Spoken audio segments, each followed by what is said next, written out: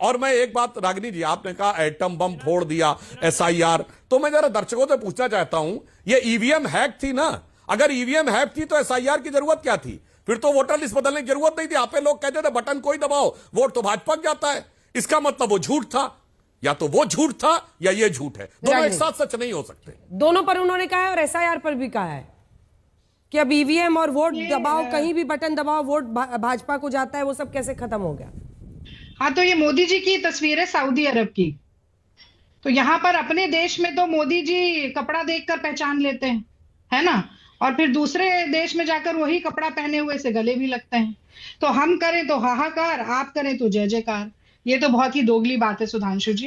तो राबड़ी जी पर आप आरोप लगा रहे हैं। इस देश में ऐसी कोई बहस नहीं हो सकती जिसमें भारतीय जनता पार्टी के प्रवक्ता बैठे हों और मंदिर मस्जिद या ताजियों या हिंदू मुसलमान और इसकी चर्चा ना हो। वो आज का विषय नहीं था, इसलिए वहां नहीं जाती। आप कंफ्यूजियाइए मत लोगों को। दो तरीके की विदेश यात्राएं होती हैं। एक विदेश यात्रा होती है जिसमें राहुल गांधी जाते हैं, किसी बड़ी यूनिवर्सिटी में भाषण देते हैं, किसी पैनल डिस्कशन का पार्ट बनते हैं, कुछ सांसदों से मिलते हैं, कुछ राजनेताओं से मिलते हैं। उसकी औपचारिक जानकारी सबके पास होती है। कांग्रेस एक हफ्ते पहले से वो ट्वीट करना शुरू करती है, सोशल मीडिया पर डालना शुरू करती है। एक निजी यात्रा होती है। उस निजी यात्रा में आप अपने भाड़े के स्टॉकर्स को भेजते हैं, ट्रोलर्स को भेजते हैं जो राहुल गांधी जी की फोटो खींचते हैं, उसे लीक करते हैं। फोटो लीक करने तक तो ठीक था।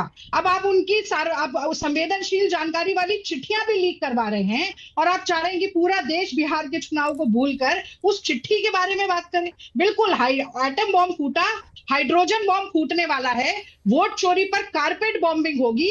और यही कारण है कि मोदी जी को हार जो है ना, वो सुरसा की तरह मुंह बाएं प्रत्यक्ष खड़ी हुई दिख रही है। और वही कारण है कि इस तरीके की चिट्ठियां अचानक बिहार के चुनाव से पहले निकल कर आ रही हैं और खामखा का मुद्दा ये बनाया जा रहा है। तो आप दोनों चीजों को कंफ्यूज मत करिए और जनता को भी कंफ्यूज मत करिए। साफ तरीके से बात करिए, साफ गोई से बात करिए। लीक चिट्ठी कैसी हुई, पहली बात। टाइमिंग कैसी है, दूसरी बात। सीआरपीएफ की क्या विदेश में क्या भूमिका है, चौथी बात।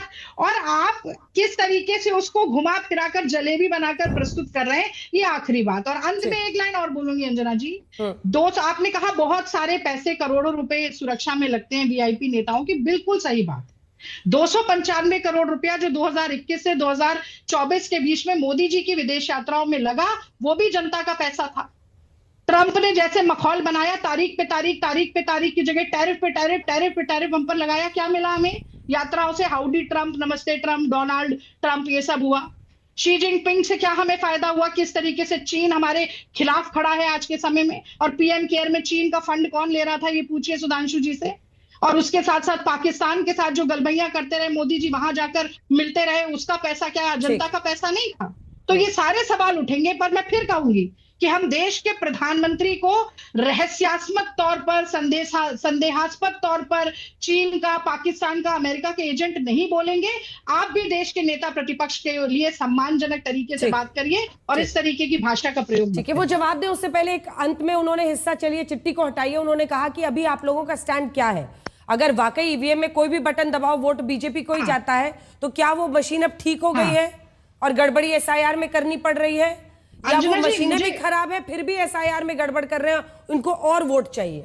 आपने बहुत अच्छा सवाल पूछा और मैं ये कहना भी चाहती हूं। उन्होंने पूछा था, मैंने नहीं पूछा है। अच्छा, क्योंकि मेरी तबीयत पिछले हफ्ते काफी खराब थी, मैं नेपाल की किसी डिबेट में नहीं आ पाई। मुझे बहुत गर्व है इस बात का कि हमारे देश का लोकतंत्र इतना मजबूत है अंजना जी, कि नेपाल जैसा वाकया कभी भी इस देश में नहीं हो सकता। और उसके संस्थापक जो थे वो इस देश को बनाने वाले लोग थे। पंडित नेहरू हो, सरदार पटेल हो, मौलाना आजाद हो, भगत सिंह हो, तमाम, महात्मा गांधी हो, तमाम लोग थे। उन्होंने इस देश के लोकतंत्र को फूल प्रूफ बनाया और हम चाहते हैं कि वो वैसा ही रहे। हमने ईवीएम पे सवाल उठाया तो वीवीपैट आई, वीवीपैट पे सवाल उठा तो 5% मिलान हो, ये बात आई। फिर हमने कहा कि 5% से ज्यादा मिलान होना चाहिए, वो सरकार नहीं मानी। लेकिन लोकतांत्रिक प्रक्रिया में सुधार धीरे धीरे आया। पर अगर बूथ कैप्चरिंग बंद हो जाए और वोटर लिस्ट कैप्चरिंग शुरू हो जाए, तो क्या उसको हम आंख बंद करके बर्दाश्त कर लेंगे? ये नहीं होगा। अगर एक घर में 300 वोटर रजिस्टर्ड हैं तो गलत है। अगर किसी का मकान नंबर 0 है तो गलत है। अगर किसी के माता पिता का नाम XYZ TPQRTS है तो गलत है।